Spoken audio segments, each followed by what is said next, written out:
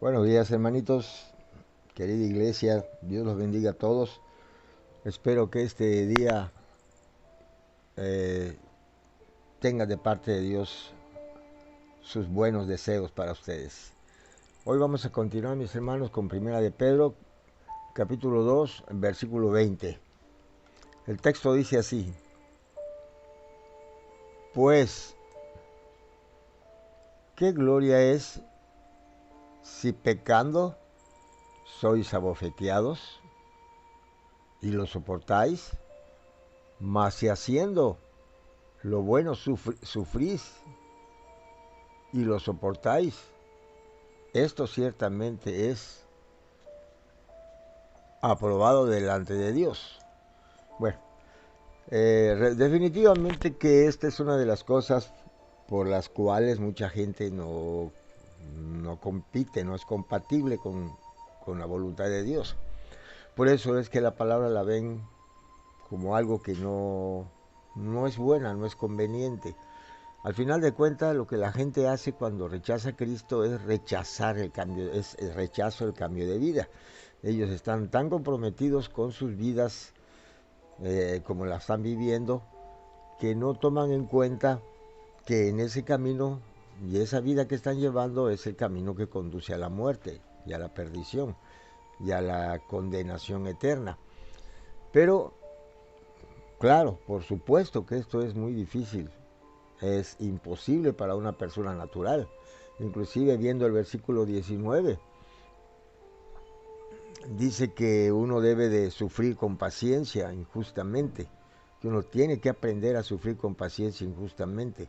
Esto es algo que una gente natural no puede hacer y un recién convertido tampoco puede hacer. Esto es algo que con el tiempo y el crecimiento se puede dar, pero la persona tiene que ser transformada primeramente, tiene que ser creada como una criatura nueva.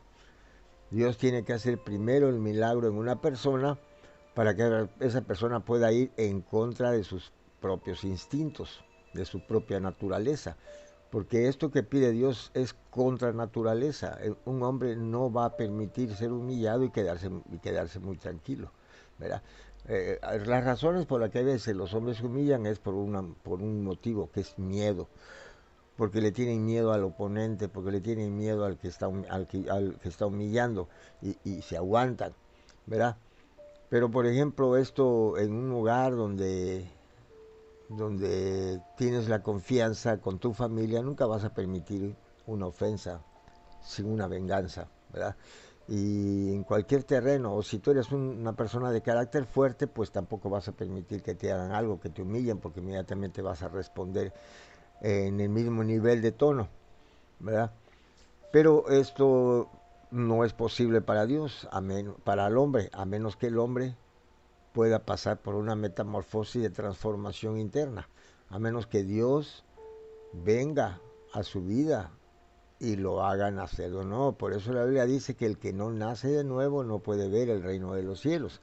El nuevo nacimiento en eso consiste. El nuevo nacimiento significa en volver a nacer. O sea, ¿qué significa? Tú naciste de tus padres el día que naciste a este mundo. O sea, nació tu espíritu y tu cuerpo.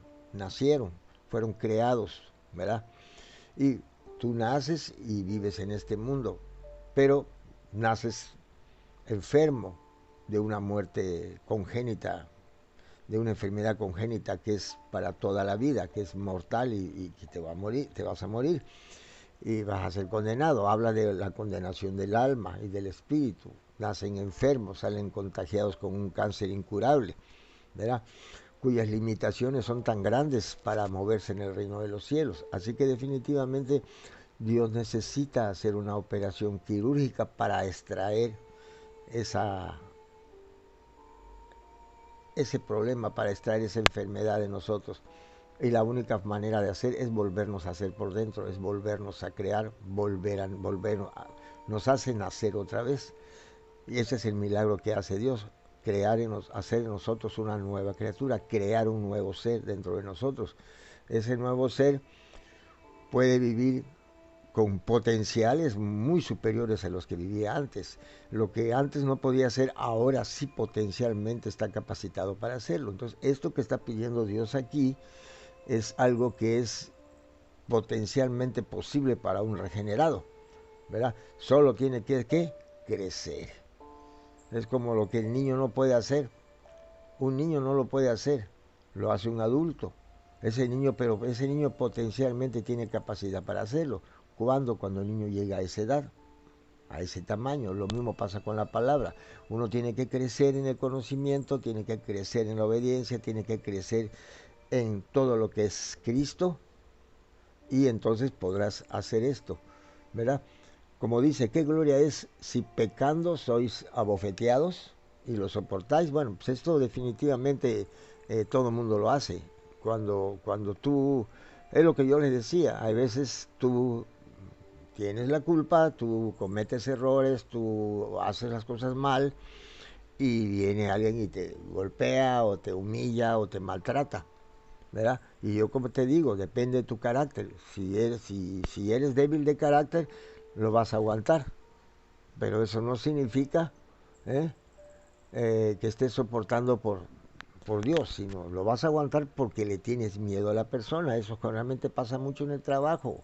Cuando tienes objetivos en el trabajo de tener una comunidad que trabaje pacíficamente, a veces te agreden y tú no vas a contestar de la misma forma. ¿Por qué? Porque tienes miedo que se rompa la armonía, ¿verdad? Porque le tienes temor a la persona que se haga un pleito más grande y te vaya a complicar tu trabajo, ¿verdad?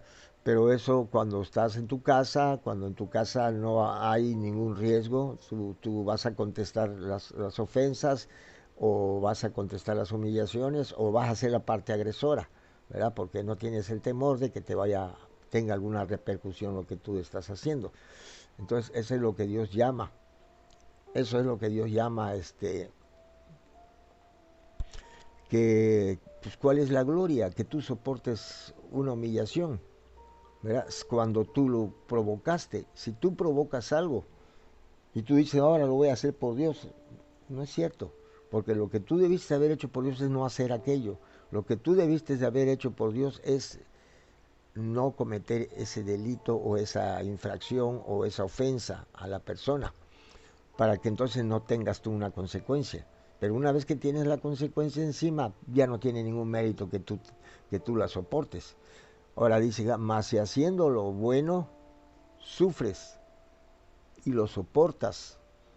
O sea, cuando tú haciendo las cosas buenas, cuando tú por trabajar bien, por ser un excelente trabajador, despiertas envidias y tienes agresiones de parte de tus compañeros, si tú lo soportas, si lo sufres y lo soportas, esto es aprobado delante de Dios. Y cuando Dios aprueba una conducta, eso es importante. Miren, vamos a ver qué dice acá. Primera de Pedro 4:14 al 16.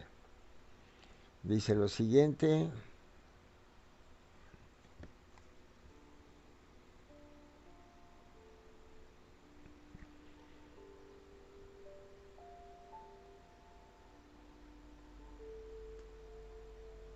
Ahí está. Si sois vituperados por el nombre de Cristo, realmente eres bienaventurado. Porque cuando...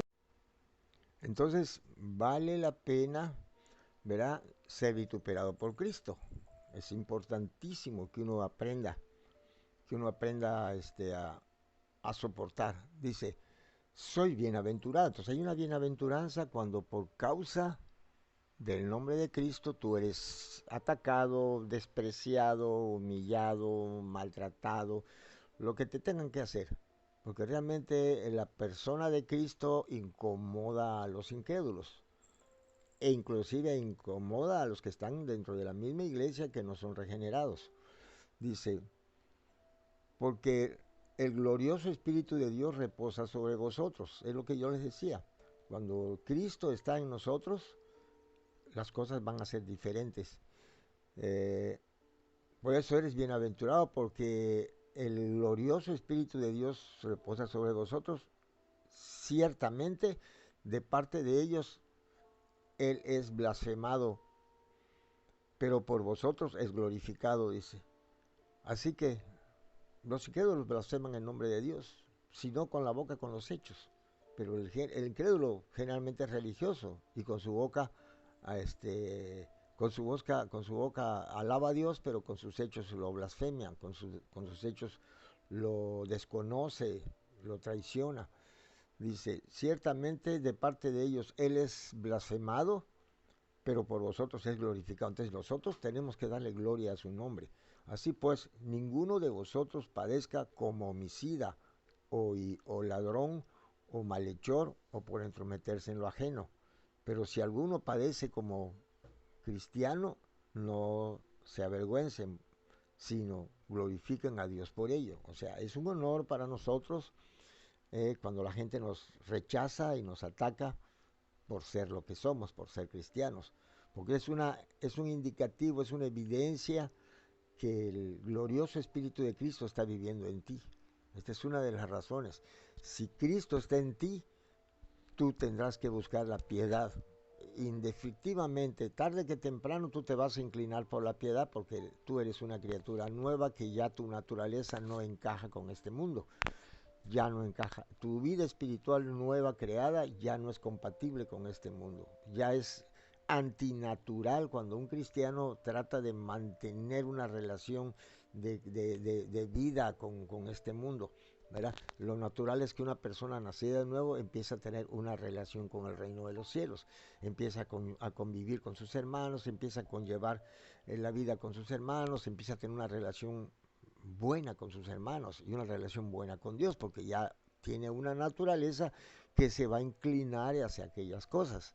¿Verdad? Siempre va a ser más fuerte, aunque tenga una mente y tenga un corazón, los sentimientos todavía conformados a este siglo. Siempre el Espíritu Santo que está en nosotros y el Espíritu nuevo creado siempre va a ser determinante para poder contrarrestar los impulsos que nuestra naturaleza, nuestra parte carnal, que es la mente y el corazón, se quieran inclinar hacia lo malo. Así es. Dice, por ejemplo,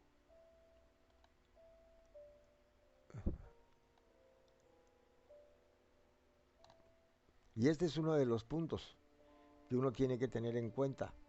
Hay que siempre pensar, mis hermanos, que si tú quieres realmente, la gente no quiere porque cree que mira, normalmente el religioso cree que es mérito propio, que los logros y los estándares que el reino exige, el hombre lo tiene que alcanzar por mérito propio en fuerzas propias, pero esto es una gran mentira.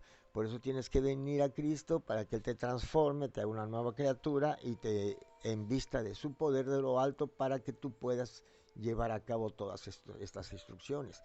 El hombre no puede lograr nada por sus obras, por eso la ley fracasó, pero no fracasó la ley porque esté mal hecha.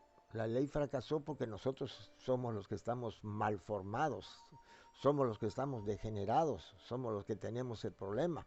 Por causa de la carne del hombre, de la naturaleza caída del hombre, es imposible que la ley pueda hacer nada, porque la ley sí te pedía fuerzas propias, la ley sí te demandaba a ti que tú hagas propiamente lo que él te exigía, y eso es imposible, porque va contra naturaleza. Entonces ahora, aparte de la justicia de la ley, se ha manifestado la justicia de Dios, ¿verdad?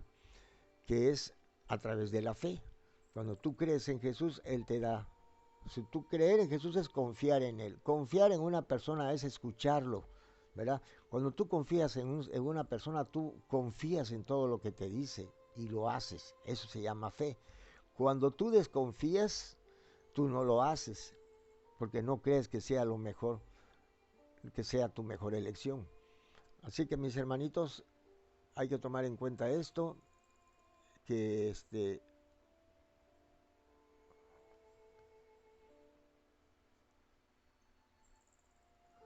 que uno tiene que aprender y a conocer cómo es la logística del reino.